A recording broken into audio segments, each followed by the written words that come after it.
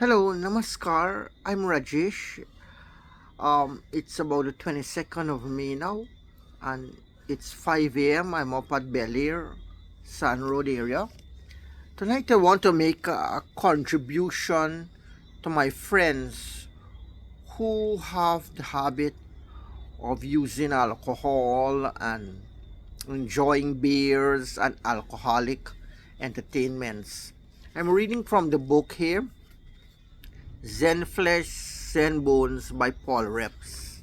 This is a beautiful story about an alcoholic, a guy who was a family man, a grihasta, he was married, and he was very strongly addicted to alcohol use. And then he encountered a saint from the Buddhist tradition who touched his soul, his spirit so deeply that he reformed and became one of the greatest Zen masters of Japan. His name was Munan, the man who never turned back. And I'm going to share his story with you. No, Zen Buddhism, there are actually two parts. It's more popular now in Japan. I don't know if it's still there in China. It originated from India.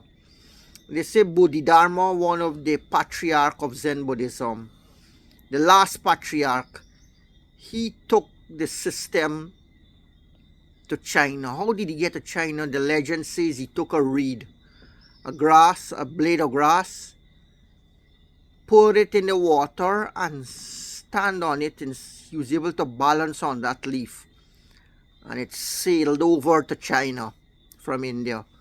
So there's a legend of Bodhidharma, how Bodhidharma took Buddhism from India to China. He made a lot of sacrifices, and when he was over there, he gained a reputation throughout China.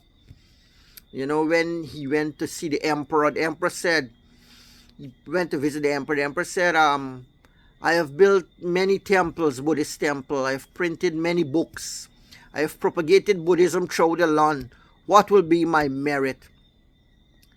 Bodhidharma said, nothing, sire. The emperor said, then what is Buddhism? He said, vast emptiness. He said, you will just get some place in one of the heavens for your good deeds, for your karmas. You will get a good place in the heaven. But you will not ensure that you will get liberation.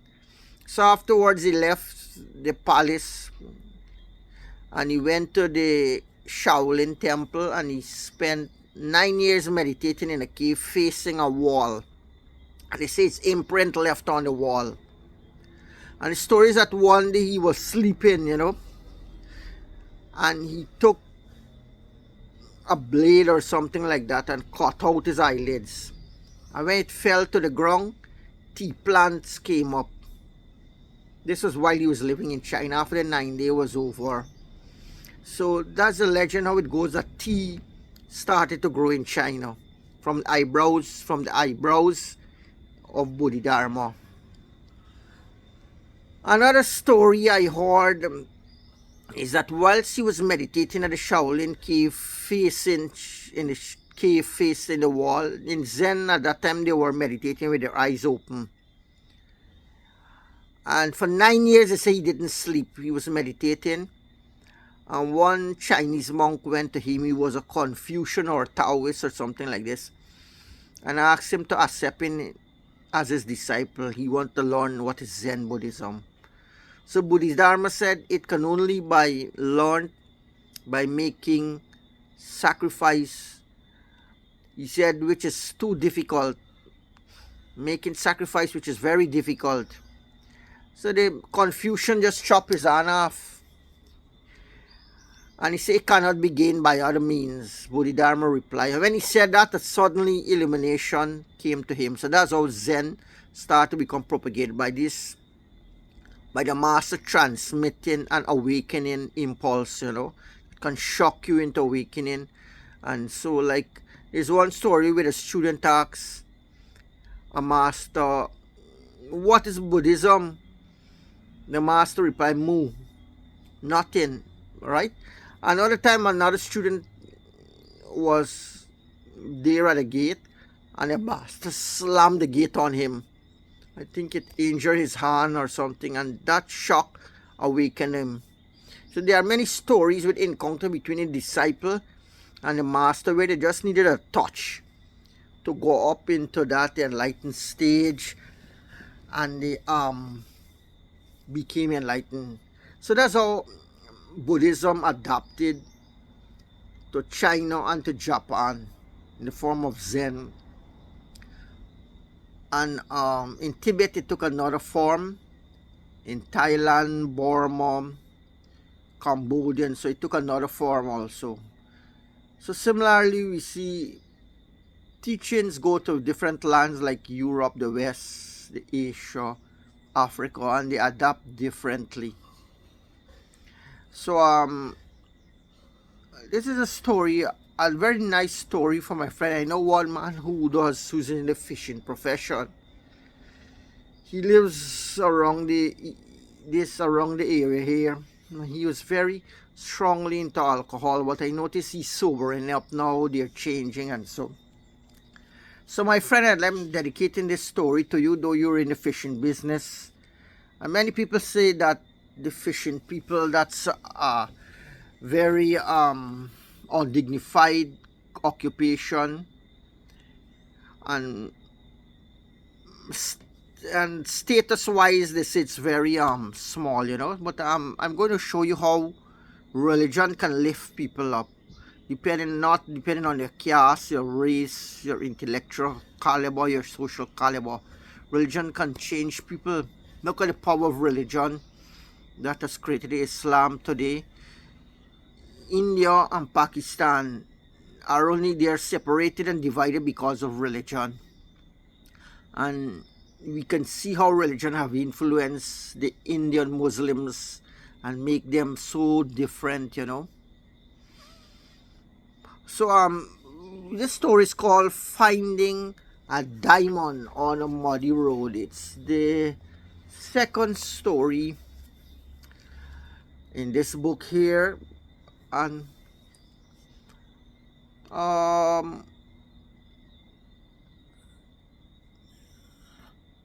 think I'm gonna read part by part and explain it. It's called Finding a Diamond on a Muddy Road, and it goes like this. Guru was the emperor's teacher of his time, meaning that long ago these emperors, these politicians, the kings, they had yogis in the kingdom to guide them, to give them advice, and so. So Godo was the emperor in the Japanese kingdom. They had a Japanese king. He was an emperor's teacher of his time. Nevertheless, he used to travel alone as a wandering mendicant. These wandering mendicants are the monk's life. They usually don't stay more than 3 days in one places. In India, for example, I don't know if it's the same thing in Japan or China, but he used to travel as a wandering monk. Once, when he was on his way to Edo, the cultural and political center of the shogunate, he approached a little village named Takinaka. It was evening, and heavy rain was falling. Guru was thoroughly wet. His straw sandals were in pieces.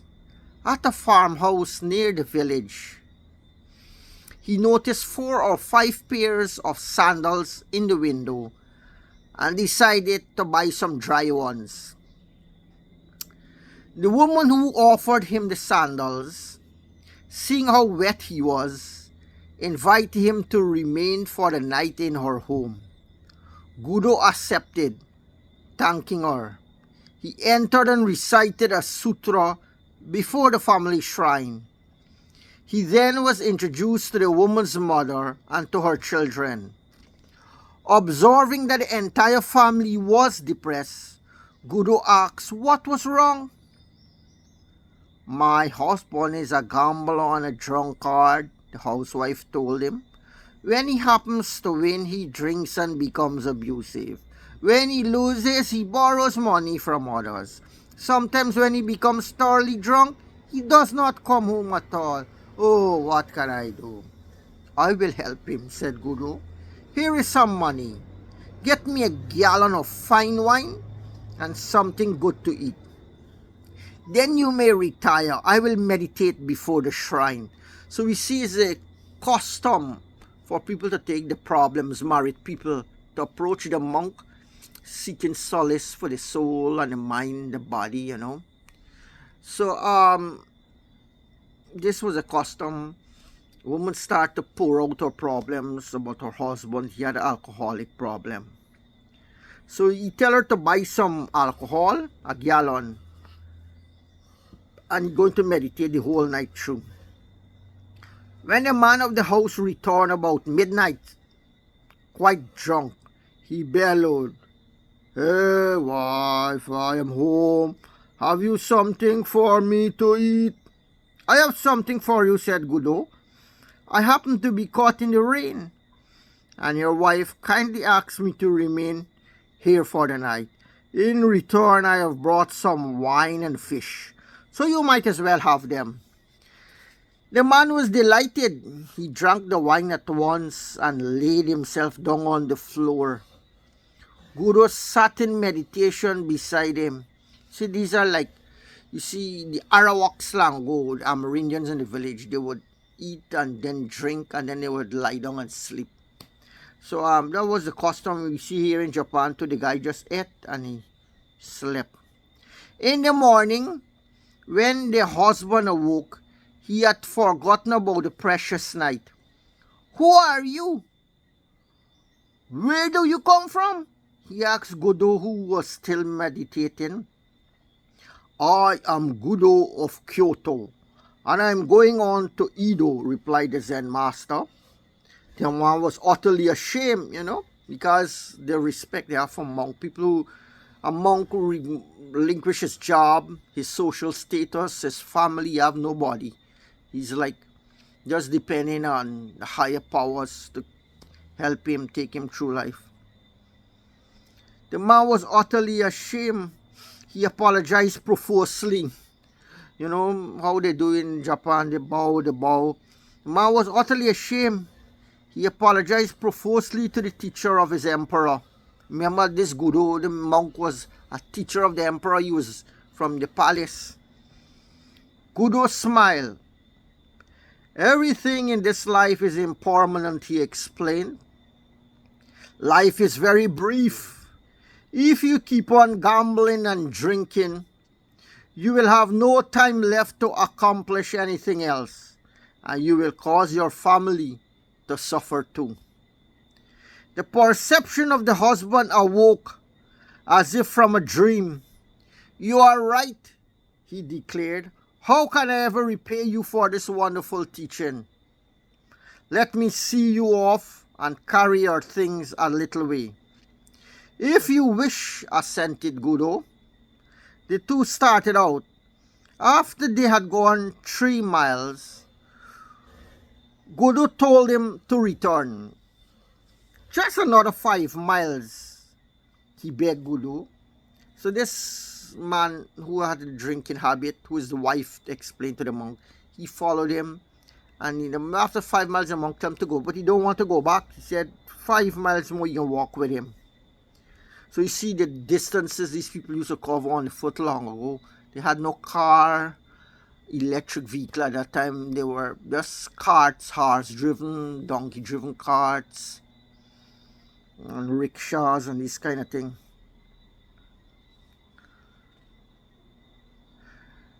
So when Guru explained that everything in his life is impermanent, he explained life is very brief. If you keep on gambling and drinking, you will have no time left to accomplish anything else, and you will cause your family to suffer too. The perception of the husband awoke as if from a dream.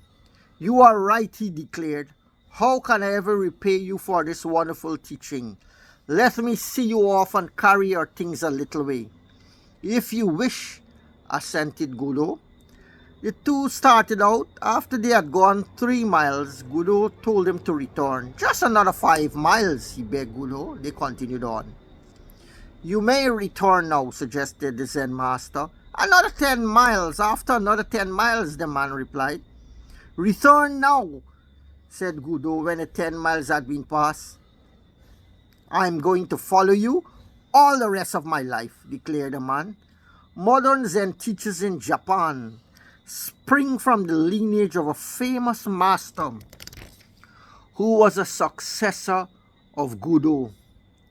His name was Munan, the man who never turned back. So this is the story of an alcoholic who